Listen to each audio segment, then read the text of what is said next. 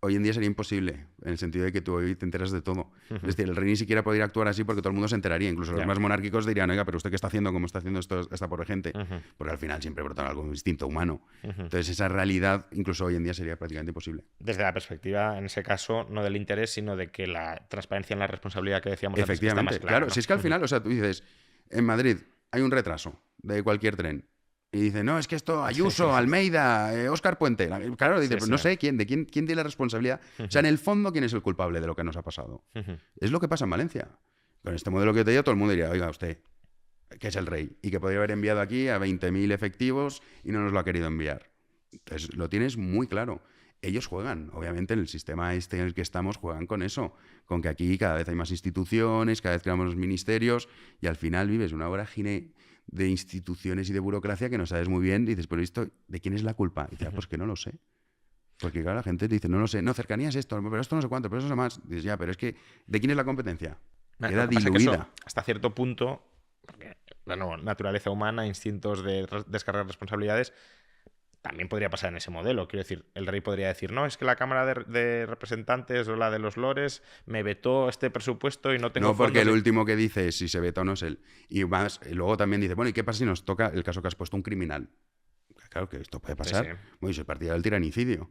O sea, tesis que ha defendido Juan de Mariana, Don Tomás de Aquino. Es decir, el tiranicidio está legitimado siempre y cuando hay un monarca que lo que está haciendo es someter a una población, ya sea a través de la hambruna provocada, como ponéis el caso de Stalin, o a través de generar una miseria. Está completamente justificado el tiranicidio. Si es que a mí esto, además, la gente se sorprende y piensa, este tío es un radical y es un loco. Entonces a mí me dices, oye, tú mañana si el pueblo venezolano se alzase y acabase apaleando hasta la muerte a Maduro, ¿estarías a favor? La respuesta es sí. Por supuesto que estaría a favor. ¿Y qué pasa?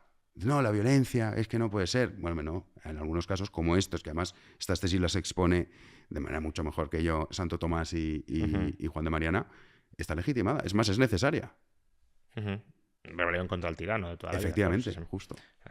Curiosamente, muchos de los que dirían esto son luego fervientes defensores de la Revolución Francesa, ¿no? Que dices, bueno, si no te gusta la violencia, ¿cómo te encanta la Revolución Francesa? Vale, que la Revolución Francesa es una cosa dramática, macho. Tratemos de descender un poco más estas ideas, aunque ya lo has ido ejemplificando bastante, ¿no? Pero hasta ahora hemos tratado un marco un poco más general, teórico, sobre, bueno, teoría política y de forma del Estado, pero aterricemos todo esto al caso de España, ¿no? De alguna manera, a ti la democracia en España te importa poco si sobrevive o no, pero entiendo que el Estado de Derecho, el rule of law, la restricción del poder político, la interdicción de la arbitrariedad del poder político, todo eso obviamente te preocupa mucho. ¿Cómo ves que está evolucionando dentro de esta democracia todos estos principios que deberían ser rectores de una sociedad donde más o menos haya espacios para la libertad individual? Pues mira, hablábamos de Revolución Francesa, claro, ¿qué ocurre con las democracias modernas? Dicen, hemos inventado la separación de poderes. Entonces ahí flipando lo que dicen, no, mira, tenemos el poder ejecutivo, el legislativo y el judicial, que tenía muchos más contrapesos al poder cualquier rey absolutista que podamos pensar, pero bueno, para no volver a ese tema. Y es claro, en el caso de España, algunos pueden decir, ya, bueno, pero quizás esa separación de poderes no está tan bien articulada como en otros países. Yo estoy de acuerdo. O sea, si yo eso no lo niego, evidentemente eso en España ocurre. Pero al final lo que tienes es un gobierno que dice, vale, yo voy a estar aprovechando lo que ya me han dejado este llamado régimen del 78, del cual, si me dices, ¿tú eres partidario? Hombre, a priori sí. O sea, de hecho, me parece algo positivo en el caso de España pasar de una dictadura a pasar a una democracia sin derramamiento de sangre. Eso es algo que... Eso es lo que te señalaba de, bueno, la ventaja supuesta de las democracias Pero ¿no? cuidado, pero aquí es porque se hace... Pero claro, las cortes franquistas se hacen ellos el harakiri. O sea, si los franquistas no hubiesen querido, no hubiese existido ese cambio, ¿eh? Porque también esto es otro tema que a veces olvidamos. También ahí habría que ver, que no lo sé, no me meto, pero la voluntad del pueblo era pasar a democracia, por lo que decíamos de la... ¿A qué santo? No lo sé.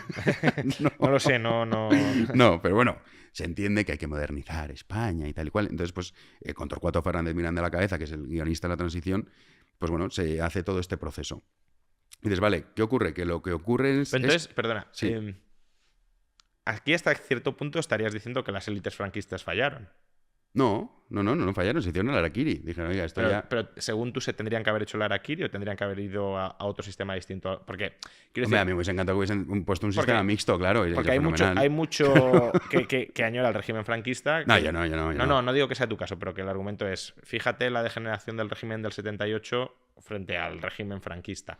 Pero claro, tú mismo dices que el régimen del 78 es hijo del franquismo y de las élites franquistas. Totalmente. Entonces, pero vamos, esto es indiscutible. Si el régimen del 78 es hijo del franquismo y las élites franquistas fueron las que lo dieron a luz, pues o las élites franquistas no eran tan brillantes porque generaron este engendro, o este engendro no es tan engendro, ¿no? O sea, una de dos. Es que ahora vamos con eso. O sea, a mí lo que hubiese gustado es que hubiésemos dicho, hubiesen determinado un sistema mixto.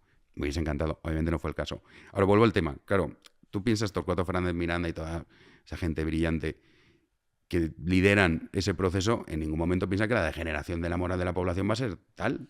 Entonces dices, sí, dejan resquicios que son un error. O sea, a mí a priori dices, oye, ¿estás a favor de la Constitución? Hombre, si la alternativa es la Constitución que propone Pedro Sánchez, Pablo Iglesias y toda esta banda, hombre, pues claro, evidentemente sí, así sobre el papel, claro, prefiero quedarme con más vale malo conocido que otra cosa. Y dices, vale, sí. Ahora bien, la Constitución tiene problemas. Uno de ellos es el Tribunal Constitucional, es uno de esos problemas. O sea, Pedro Sánchez hasta la fecha no ha hecho nada ilegal, que muchas veces dicen, no, es que fíjate lo que está haciendo. No. Oye, yo estoy aprovechando las armas. A ver, algún estado de alarma y eso... Sí, bueno, pero mira, pero eso, por ejemplo, incluso dices... ¿Qué consecuencias tiene? Claro, dices, oye, legalmente dices, vale, es verdad, os encerré esto, mira, no lo hice por el procedimiento legal, pero no tiene ninguna consecuencia porque el sistema no le dice... Imagínate que existiese un punto en el cual si un gobernante aplica de forma inconstitucional una medida, automáticamente perderá el poder, ¿vale? Pero como no existe tal cosa, Sánchez dice, y ni siquiera salís a protestar ni nada, pues ahí os quedáis, pues ya está, pues yo sigo. No, al contrario, ¿no? Yo salvé y por tanto... Claro, sí, yo fui el que salvó al ser humano, a la humanidad. Soy un héroe porque me he saltado la Constitución para salvarlos, ¿no? Entonces dices, bueno, que es un poco lo que está diciendo con el fiscal general del Estado. Exacto. Y dice, bueno, vale, es verdad, cometió una ilegalidad, pero fue para demostrar la verdad. Claro. Y dices, pero bueno, esto... Bueno, pues claro, cuando todas estas cosas ocurren, en realidad él no está cometiendo ninguna ilegalidad.